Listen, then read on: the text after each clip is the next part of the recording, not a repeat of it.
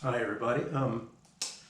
Right, let's see. Last time we got through the beginning part of chapter 8, and I'm hoping to finish the chapter 8 and then do a little bit of 9 in this lecture. Although I intend for this to be a bit of a short one, maybe half an hour, 35 minutes. So the first thing to do is finish 8.3, or cover 8.3 at all. It's titled Essential Elements of Group Theory, but let's just say groups. You know. We actually have been playing with groups a little bit, and in a heuristic you can do is say a group is a system in which it's possible to solve linear equations. That's not too much of a stretch, but there is a formal abstract definition for what a group is. So what is it? Well, it's got a couple of elements to it. A group, let's call it G, is a set, which we also often call G, together with a binary operation.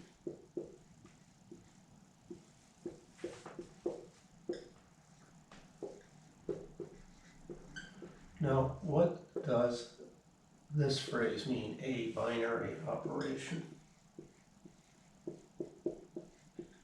The best way to think of it is it's a function that goes from two things to one thing. So it's a mapping, let's call it F, that goes from G cross G to G.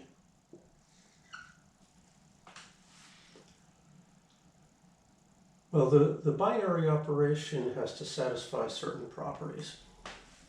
And the way you might denote this as something like F applied to G1, comma G2, right? That's an ordered pair of things out of G, equals some G3. The way we actually denote it is to make it look like we were multiplying. So that is, that product, or that operation is denoted by G1 times G2 equals G3. 3.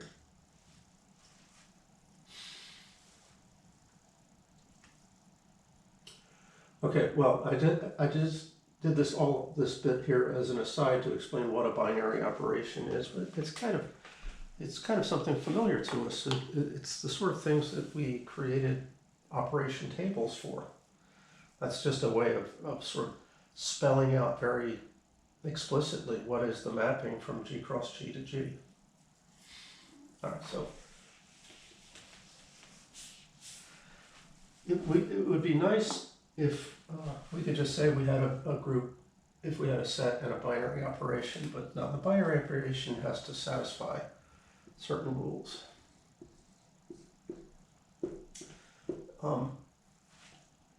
The main thing is it must be associative.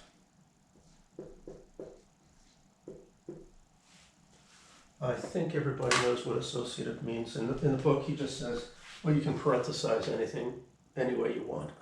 And that's a fair way to do it. It's that if you have three things multiplied together, G1, G2, G3, you get the same result if you sort of combine G1 and G2 first and then times it by G3.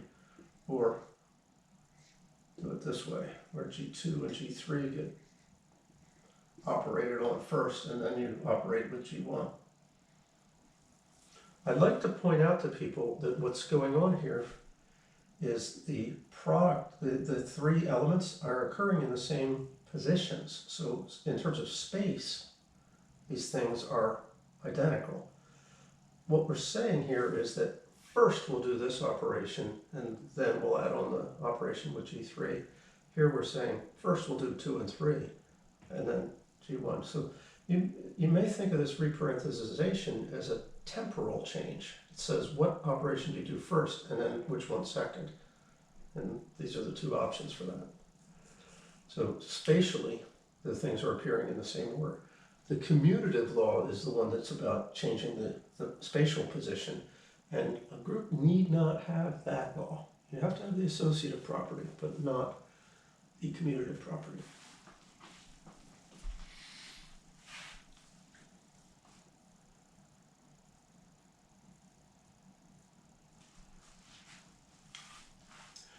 The way I defined our binary operation as a mapping from G cross G to G took care of a word that is often in here. But let me take the quotes away from this, because now we know what it means, and put in this extra word that is often in here. It's a group G is a set together with a closed binary operation.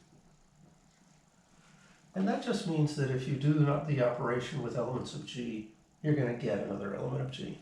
The way I define the binary operation, we don't really need that terminology. Okay, there's still more, because a group needs to be a fairly nice structure. And so let's say, in addition,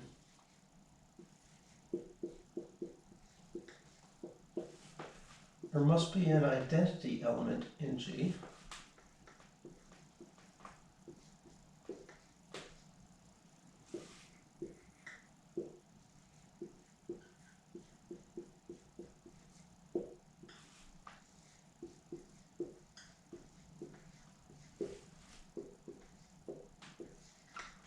We typically call the identity element either E, which I think means identity in German, or is the same letters, or 1. And I prefer to just call it 1, so that's what I'm going to do.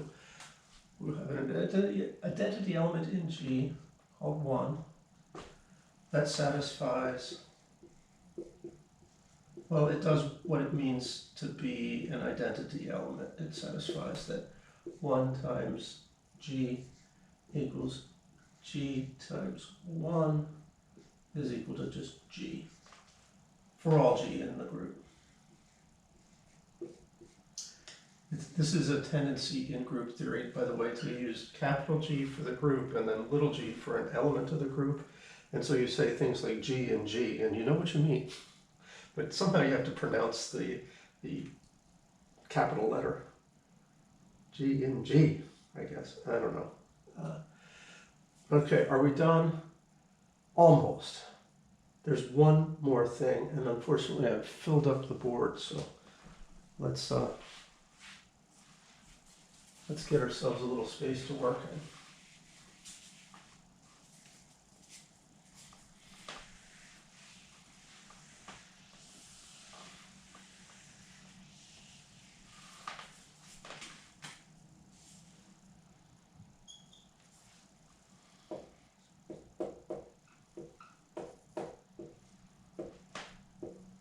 Every single element in G, every little g in big G, has an inverse.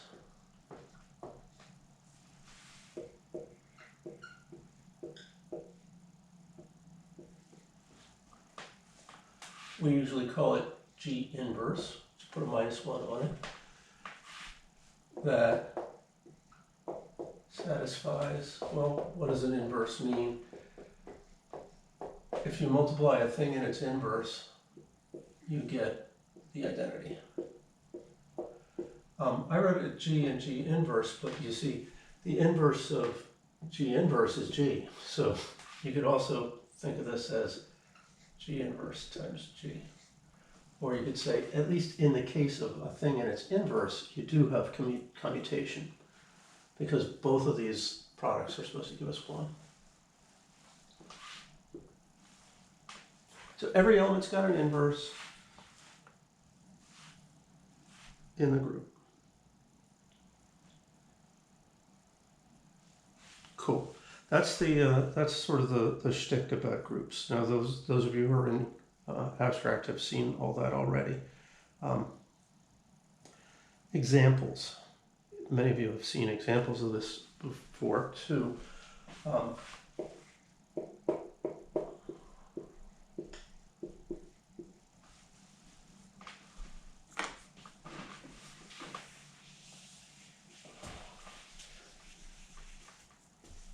How about the real numbers together with addition?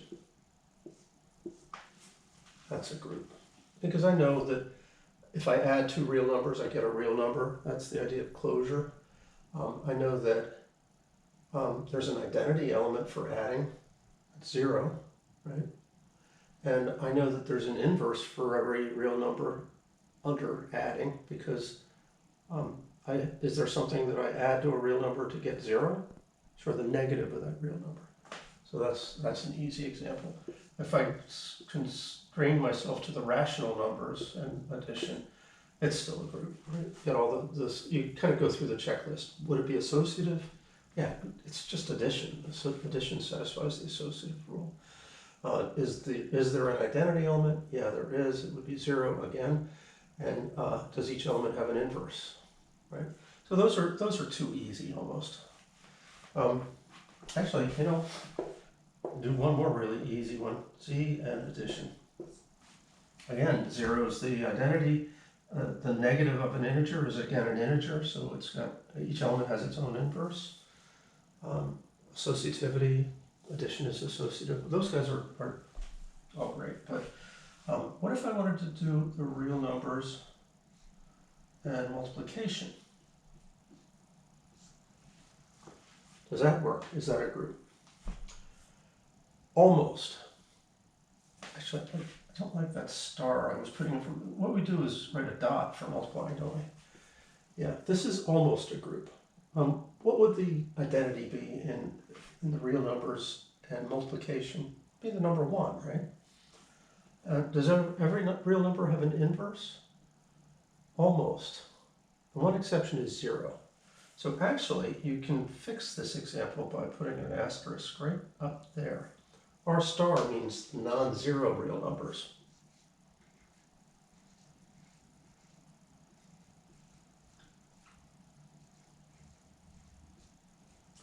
And R star with multiplication is a group. It's just fine. The inverse for an element will be, essentially it's reciprocal. It's 1 over that thing. Actually, we also could do Q star and multiplication. So the non-zero rational numbers. 0 is really the only thing that's problematic in these sets under the multiplying, because in fact Q and R are fields. So they have both an addition and a multiplication that works just fine, except for the 0 element having no inverse. Could I take Z star and make it into a group? Would this guy work? Take the non-zero integers and use multiplication as the operation. Well, again, 1 would have to be the identity element. What's the inverse for something like 3? Well, we know what that is in Q. It would be 1/3, and the problem is that the inverse for 3 isn't in this set. 1/3 is not a non-zero integer. It's a non-zero rational number, that's fine, but this guy's not an example of a group. It does have the identity, but not everybody has an inverse that lies in the set. Let me show you lastly one example that's of the sort we were doing with modular arithmetic, where we don't get a group. Take, well, this is actually a non-example. Take the integers mod 5, I'm sorry, not mod 5, mod 15.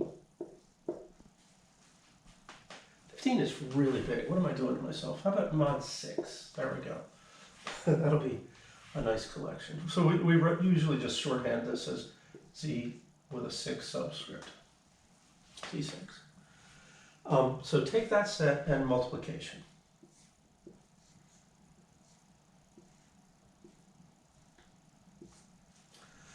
The identity element is going to be the equivalence class of 1.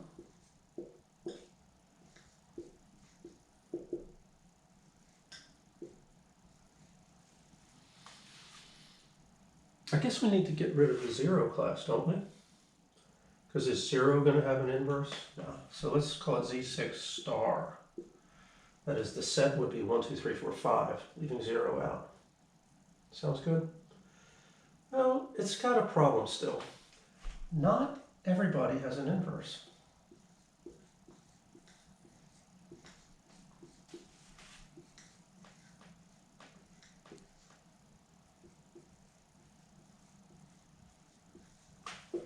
In fact, the things that don't have inverses are more common than the ones that do.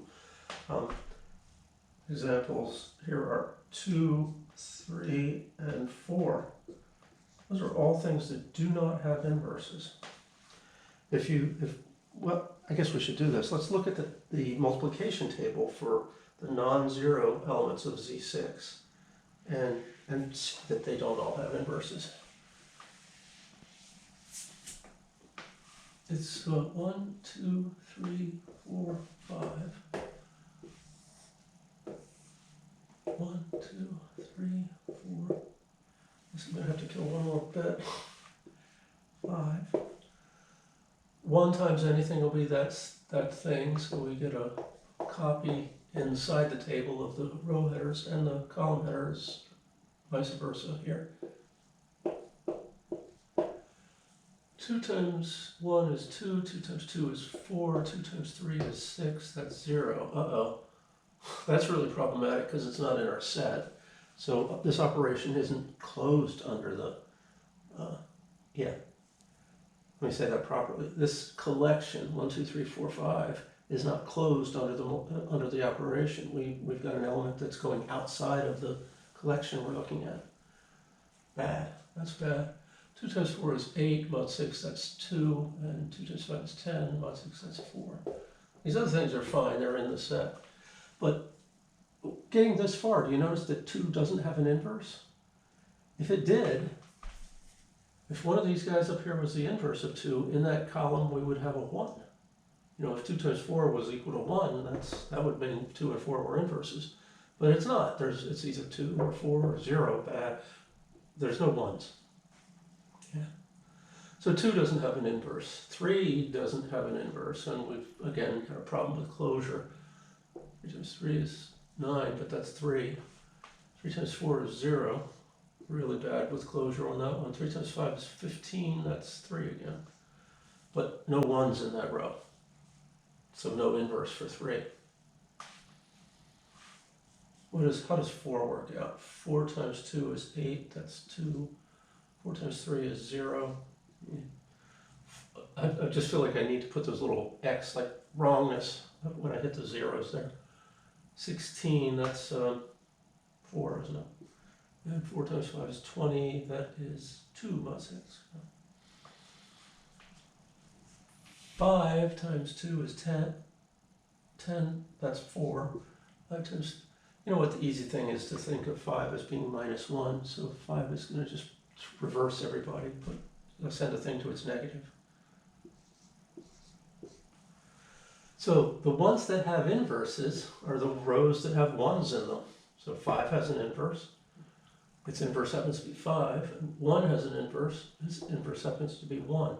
This is a terrible collection in a lot of ways. It's not closed under the operation. Only 2 of the elements have inverses. We've got an operation table, and I think we've got the associative law, but yeah, it doesn't have all the structure you need to be a group.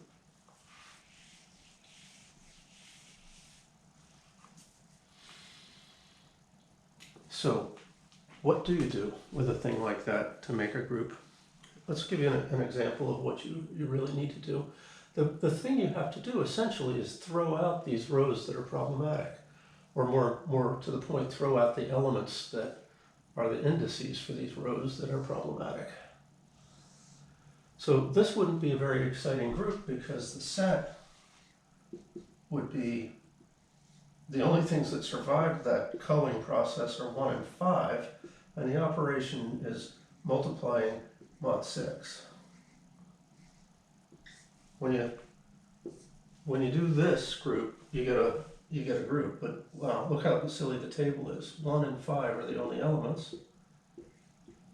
1's the identity, so you fill in those entries, and 5 is its own inverse, so there you go. this is just, I don't know, it's not very exciting, but yet some of the groups we get using modular arithmetic and multiplication actually have lots of interesting stuff going on. There's more structure to them than that. So let's see one example of that, and then we'll keep pushing on and go into chapter 9.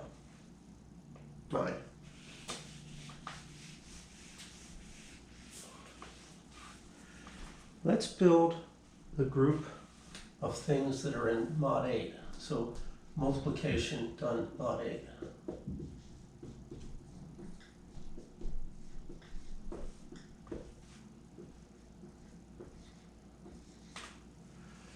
There's a quick way to tell when a thing has an inverse. When does x fail to have an inverse or have an inverse?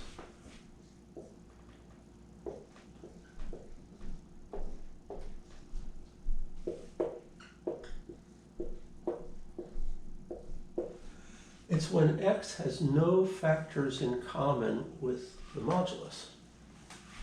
So I guess that was a cue. The answer is when GCD of x and 8 is 1. And so the things that fail to have an inverse are the congruence classes that have some factor in common with 8. So, well, 2, 4, 0, because that would be like really having, we always have to remove 0 from consideration. We know that 0 doesn't have an inverse, but these other things, 2, 4, and 6, maybe those are surprises. These guys have no inverses.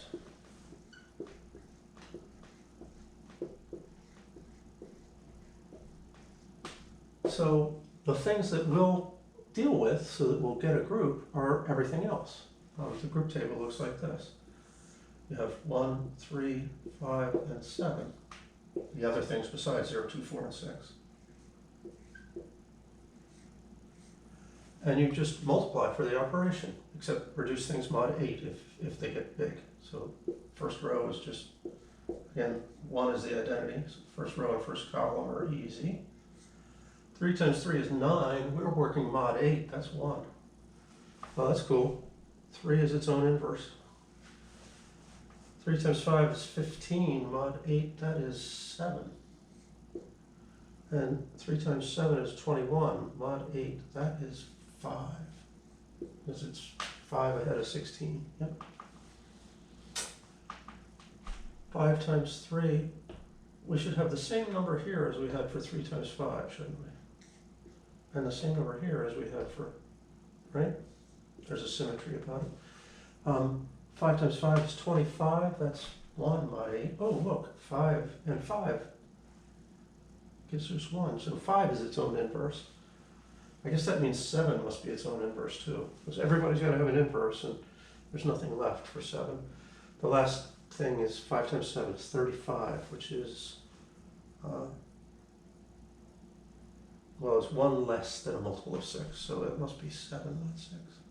Mod 8. Wait a minute, I think I screwed up. It's 35 mod 8.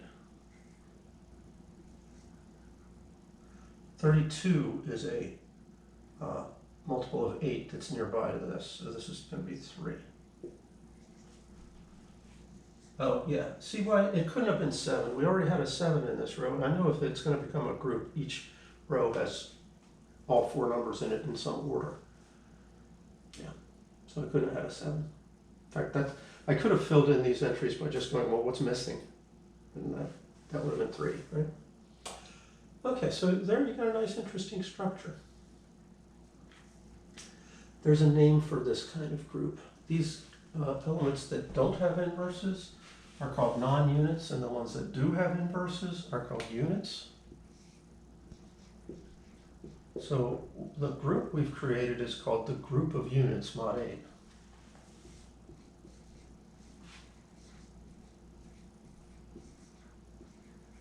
The word units in group theory literally just means the things that have inverses. All right. So the group of units is the group of invertible things mod 8 or mod whatever. Since this is a thing that comes up all the time, we have a notation for it. You write U of 8.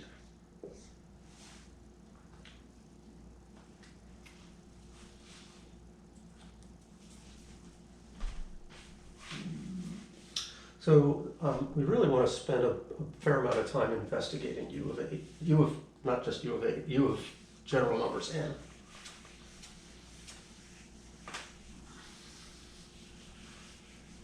I mentioned in the last time the thing called the Euler phi function. That tells you the size of un.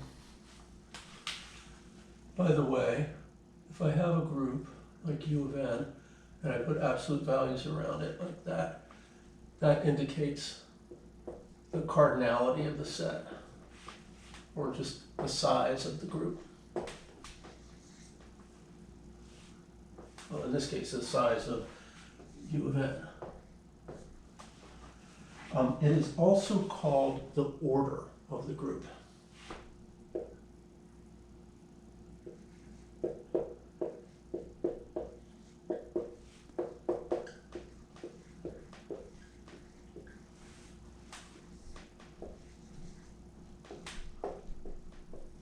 So you put absolute values around a thing to talk about how big it is when you're talking with numbers, and that's sort of the way we're dealing with it here. In fact, if in set theory, a lot of times people use absolute values to indicate the size of a set, the cardinality of a set. So this is a similar notation to that. This order, size of U of n, is always the Euler phi function evaluated at n. It's phi of n is also something that we talked about last time. It's the number of numbers that are relatively prime to n.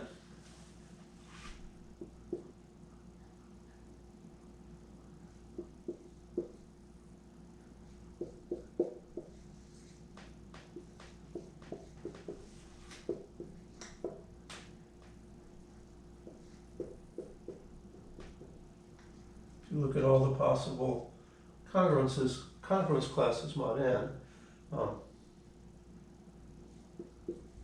and figure out which ones satisfy that their GCD with n is 1.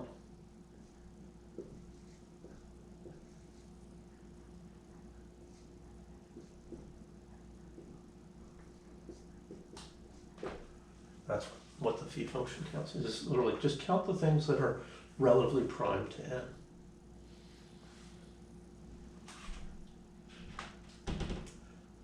An important subcase of that you should know about is this. If p is a prime number, then we're trying to figure out what phi of p is. Well, everything is relatively prime to that prime, except for 0. I mean, 0 doesn't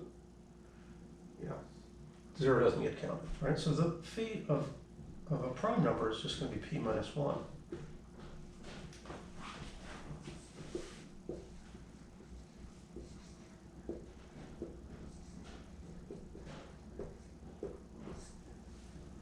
That's a nice case, but how do we figure out other things? Like a couple of examples we've just seen is that phi of 6 is equal to 2, and phi of 8 is equal to 4. How do we get 2 and 4 out of those numbers, 6 and 8?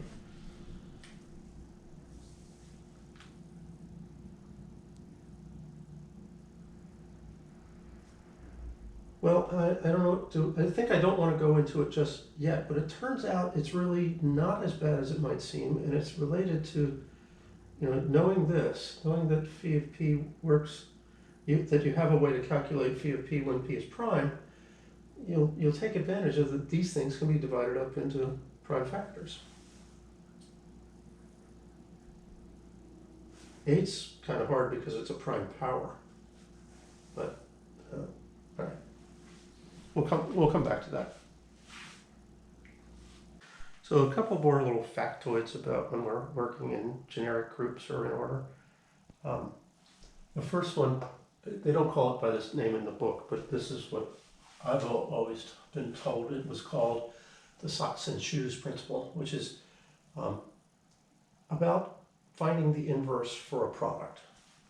So if you have two things, let's call them just A and B, and you want the inverse of that, you should think of this as A and B are maybe putting on your socks and then putting on your shoes.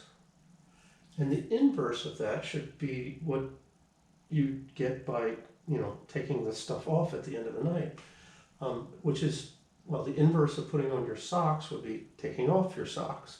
And the inverse of putting on your shoes should be taking off your shoes. But you notice that you can't do those in the same order. It's socks on, shoes on. It's not going to be socks off, then shoes off, is it? Nah. Not unless you've got some strange socks that are, no, it's not going to be. So what it is going to be is B inverse A inverse. That's a neat little property that you invert a composition that we often think of the product as being composition, but it doesn't need to be. You invert a sequence of things by inverting the pieces, but also reversing the order. You can actually, I sometimes teach this idea of the socks and shoes principle in algebra classes, ordinary algebra, elementary algebras, because it gives you a way to invert functions. It's really quick. Like, I don't know, suppose, let me just give you a silly example of this. Suppose we had the function x minus 2 squared plus 1. You just look at that, think about order of operations, and remember, and say what things happen when. Well, first we subtract 2, then we square, and then we add 1.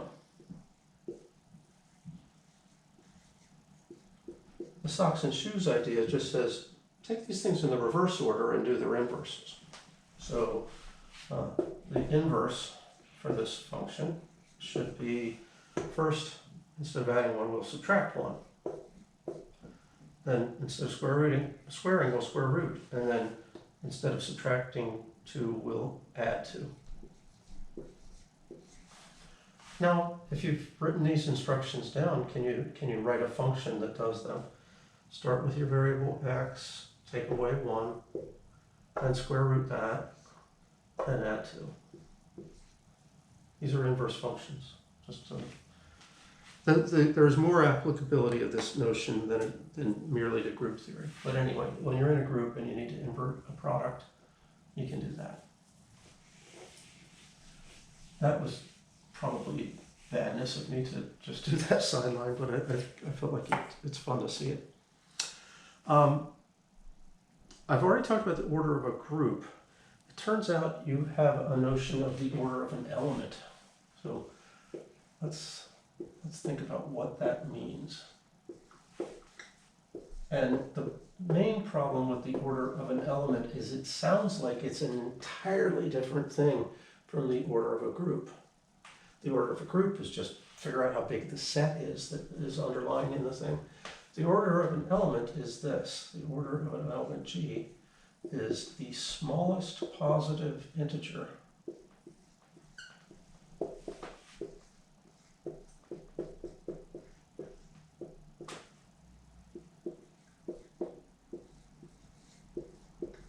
such that, let's call it n, such that G to the n equals 1. Now that doesn't seem very simple at all. You have to go through, is G to the 1, 1? Is G to the 2, 1? Is G to the 3, 1? And eventually you find a smallest integer that G to that power is 1, and that's what we call an order. Why? Well, the best way to explain this is whenever you have an element G in a group, you can build another group. We'll call it the group generated by G. That's just a way of denoting it, using angle braces around an element. It's called the group generated by G, but it means, what it means is the set of all the powers of G. So as a set, the group generated by G is, well, it's G to the 0 power first, but that's always going to be 1. And then, of course, G, and then G squared, and so on, except that if we get to G to the N, it'll be 1 again. It'll be this number. So the last thing that's in this collection is G sub N minus. My bad. I was putting subscripts on these. They're supposed to be powers.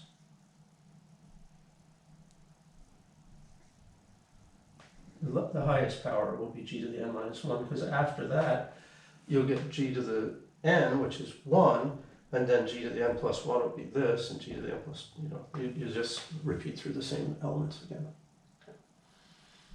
So here's what the two different notions where we're using this word order have to do with one another.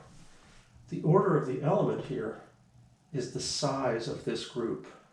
The order of the bigger group, the parent that this stuff lives inside of, is the size of that group. So this actually is the size of our group again.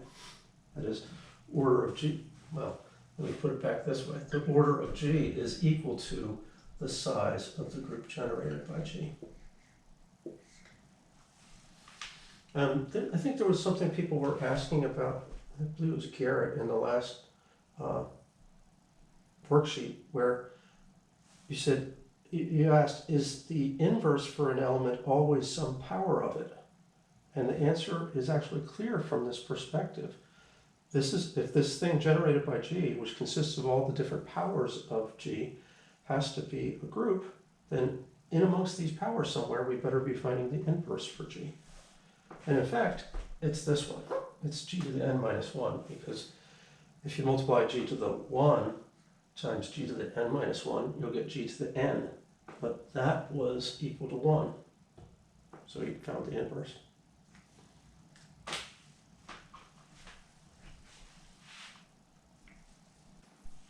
So all of the stuff I've been talking about so far was just sort of giving you the language to think about and understand this thing, Lagrange's theorem. There's a more general statement of it in the abstract algebra world, which I think I'm going to start with that. So given a group G,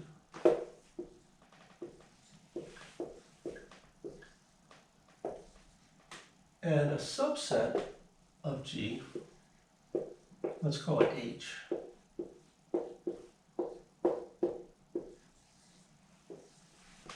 that is a group in its own right.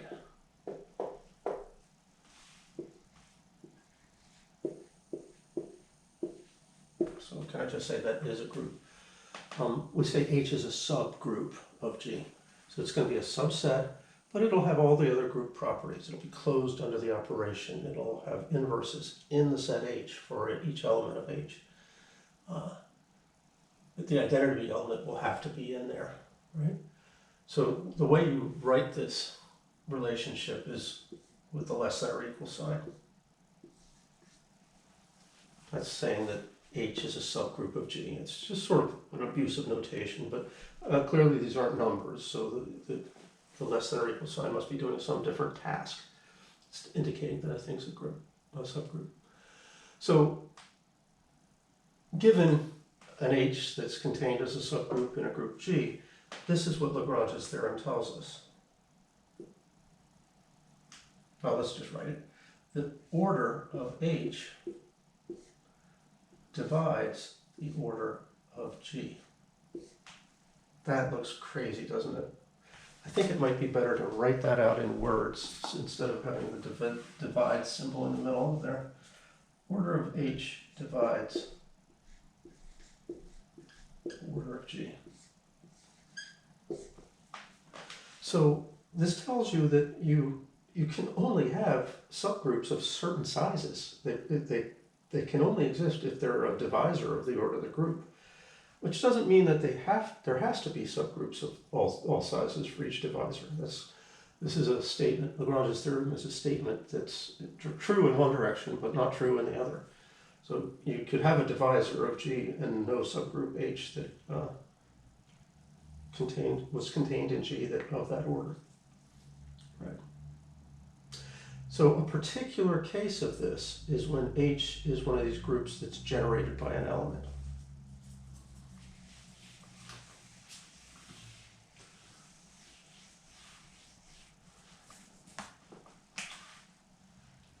If we think about G as an element of our group G, then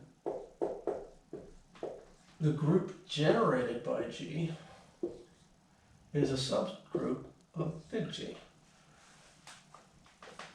In general, these can be equal, and when they are equal, G is very special. That makes G what's known as a cyclic group, but it doesn't have to be equal. So the subgroup of the thing generated by some element will typically be inside of G. All right, but if G of G, if G is an element of big G, then this group generated by G will be a subgroup of big G, and that means this guy's size divides the big guy's size. That's the case of Lagrange's theorem that they mention in the book. They say the order of an element divides the order of the group.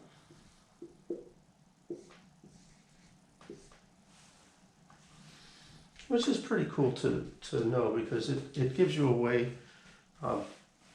to sort of sift through the possibilities for the inverse of an element. If I have a group of order 25, say, well, the only divisors of 25 are 1 and 5, right? So if I have a random element in that group and I raise it to the 5th power and it's not 1, then I raise it to the 25th power and I know it's going to be 1. In fact, that's actually another consequence of this. If you raise an element to the power of the group, that is, if you take an element G and you raise it to the size of G power, what you're going to do here is actually raise it to its order and then multiply it by something else. You see, the size of G here could be the order of the element, let's call it n, times something else, because n has to divide the size of G, so that's what that means. The size of G would be n times some constant. But that means this part, G to the n, well, you could think of this as G to the n raised to the k. The thing in the parentheses is 1. So you get 1. The idea, since the order of the element divides the order of the group, if I take any element and raise it to the group's size, we're going to get 1.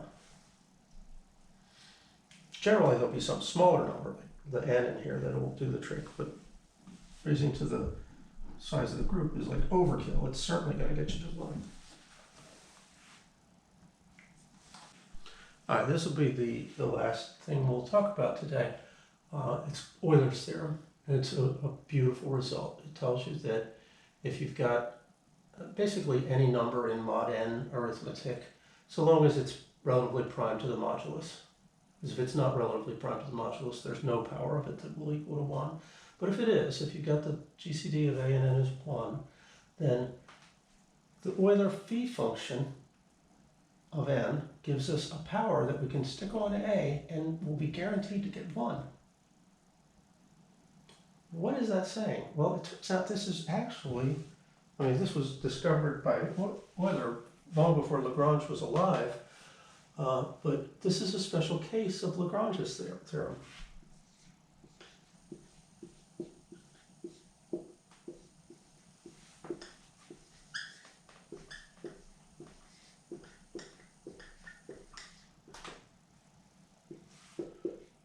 basic idea is the big group G is one of these U of n's. It's the units mod n. Well then, what are all the bits of this? The GCD of A and N being 1, that just means that A is an element of U sub n.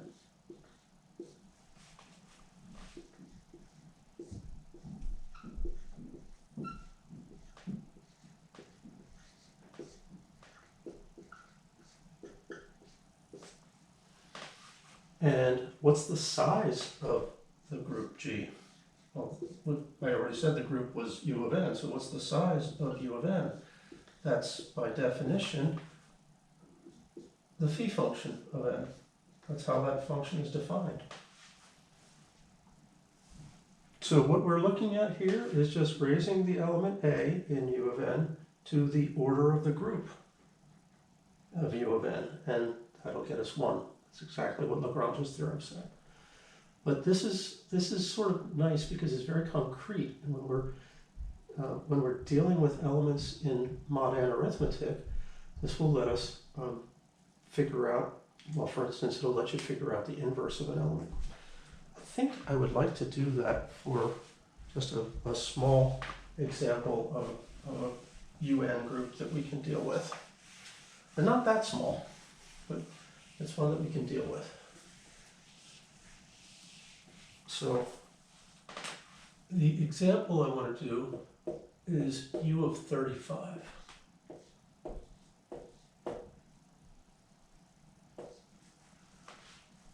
And you can figure out what phi of 35 is fairly quickly. And it's the way to sort of visualize this is the same picture we did for the Chinese remainder theorem. See, mod 35 stuff can be thought of as a cross between mod 7 and mod 5. So if I do mod 5 down the row headings, and mod 7 for column headings, then these would be where the elements of C mod 35 lie in terms of mod 7 this way and mod 5 this way.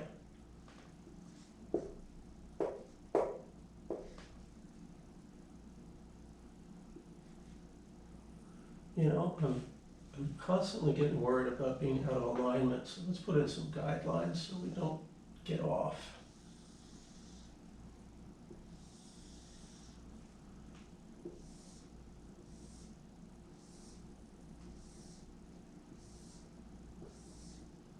Didn't need to go so wide on those. All right, good. 7, 8, 9, 10, 11, 12, 13.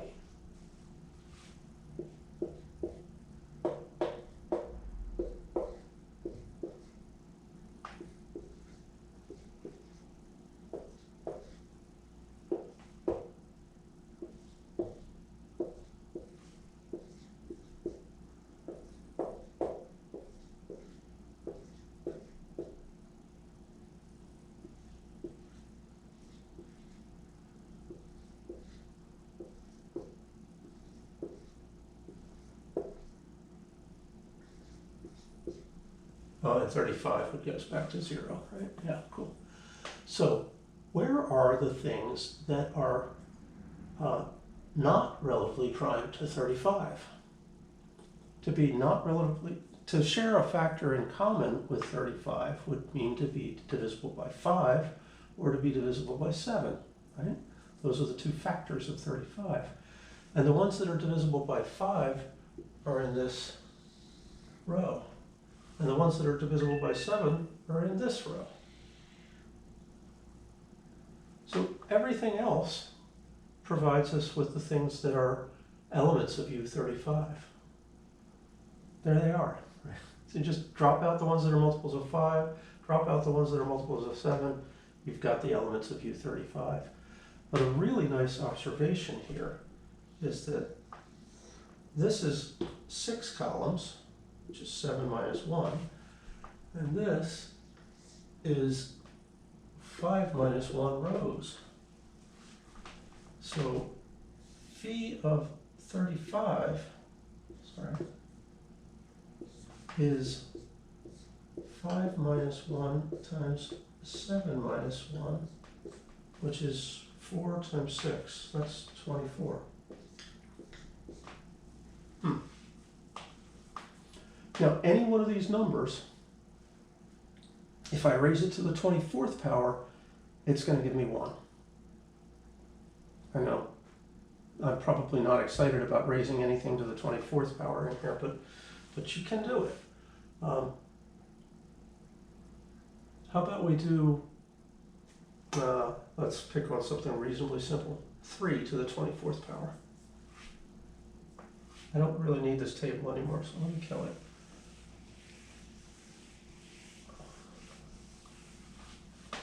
I know from the theorem that 3 to the 24 power is going to be congruent to 1.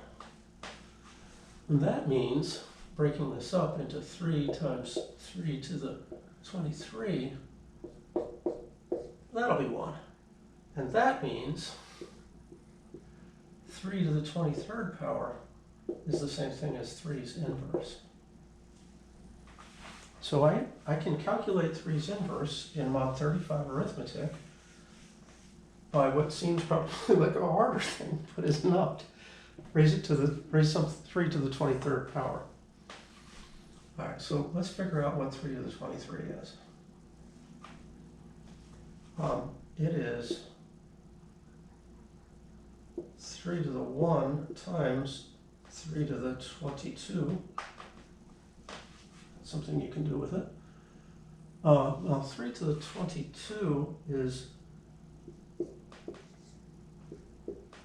3 to the 2 to the 11. Can we figure out what 3 to the 2 is? Yeah. So we'll be able to work this out if I can figure out 9 to the 11. So an equivalent problem, right? What's 9 to the 11? Well, that is 9 to the 1 times 9 to the 10. 9 to the 10 is 9 to the 2nd to the 5th. Oh, wow.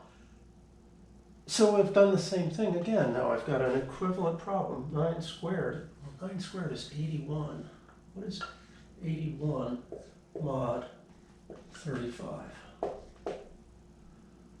70 is a multiple of 35. It's just under this. That 9 squared in there is really an 11. So 9 to the 1 times 11 to the 5. Well, now can we figure out what 11 to the 5 is? Yeah, so it'll be 11 times 11 to the 4. You see why I keep peeling off an odd, having an odd power. I peel off one and I end up with an even thing. It's because then I can deal with it as a square raised to something else. And this is actually 11 times 11 squared squared.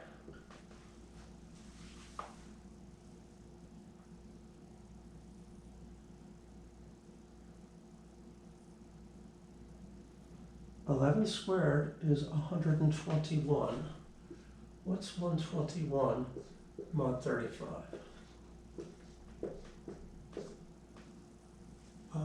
A triple of this would be 105, and we are, how much, 16 more than 105? So that is 11 times 16 squared. Great. 16 squared is 256. What is that, mod 35?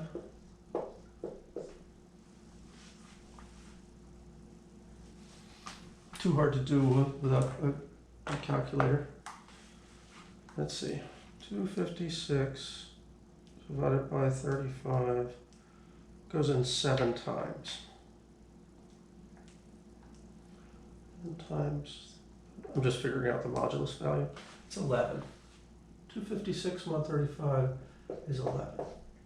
or it's congruent to 11. Oh, cool. So 11 to the 5th is 11 times 11. That's 121. We already worked out what that was. 16, right? Yeah, 16. So this guy, 11 to the 5th, is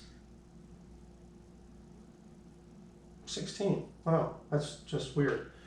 Okay, and that means 9 times 16 is 9 to the 11th. So 9 to the 11th is equal to, geez, I can do that one quickly enough on my calculator.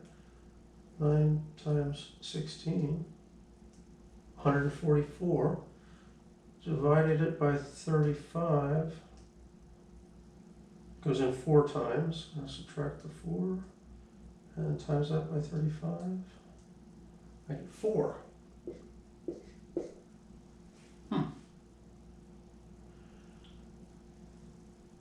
So this piece right here, that's a 4. So 3 to the 23rd power is 3 times 4. Really?